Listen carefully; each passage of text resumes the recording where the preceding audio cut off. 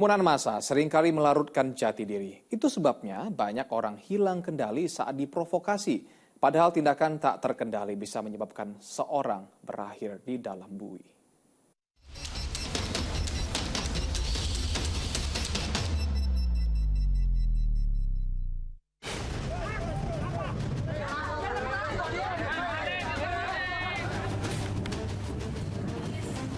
Seorang polisi berpakaian sipil terpaksa mengacungkan senjata api ke atas memperingatkan sejumlah warga yang mulai mendekatinya di kawasan Ciledug, Jakarta Selatan.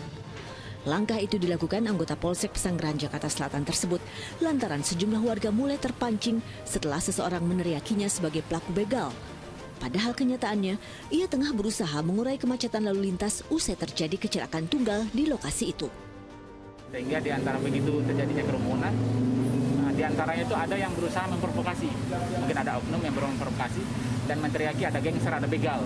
Nah, disitulah anggota kita berusaha menenangkan warga, kemudian menunjukkan identitas bahwa saya adalah polisi. Situasi serupa juga menimpa petugas Dinas Perhubungan Kabupaten Lebak, Banten beberapa waktu lalu. Sejumlah petugas justru nyaris terlibat bentrok dengan massa karena hendak menyelamatkan seorang pencuri motor yang tengah dihajar beramai-ramai di area parkir Pasar Rangkas Bitung.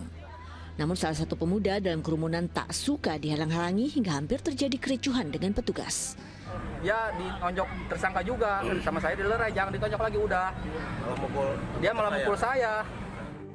Di Bekasi, Jawa Barat, seorang remaja lelaki berusia 16 tahun tewas mengenaskan dengan sejumlah luka bacok tak jauh dari rumahnya. Semula korban mencari kucing peliharaannya yang hilang dekat sebuah bengkel. Namun seseorang curiga dan meneriakinya maling besi hingga dikejar sejumlah pemuda.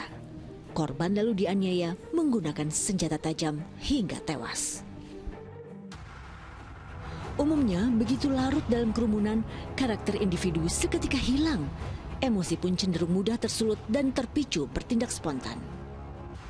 Individu, kita tidak bisa melihat karakter si individunya ini A, B, C, D, E, F, G-nya ini loh gitu ya. Sebagai individu jika dia sudah memasuki masa gitu ya. Jadi sekelompok orang tertentu gitu ya, ketika dia sudah memasuki masa, dia jadi memiliki kepribadian yang berbeda. Kalau ada orang berteriak maling gitu ya, mereka tidak melakukan proses logika dulu gitu ya, kalau dalam konteks massa. Jadi kalau kita bilang gini, kenapa sih orangnya kok baik-baik begitu? Kenapa kalau misalnya udah gabung gitu ya sama temennya, sama kelompoknya, kok jadi berubah? Ya begitu. Sayangnya tak ada rumus ampuh untuk membebaskan diri tanpa masalah bila terjebak menjadi sasaran kemarahan massa tersebut. Berpikir strategis dalam waktu sangat singkat bisa jadi cukup membantu. Jadi kalau sampai ada kayak gitu, ya manfaatkan alat rekaman ya. Kalau misalnya bisa afford, itu bisa mampu gitu untuk ada handphone atau gadget atau apa, cepet-cepet direkam. Kalau bisa taruh yang direkaman situ atau cari pos polisi terdekat.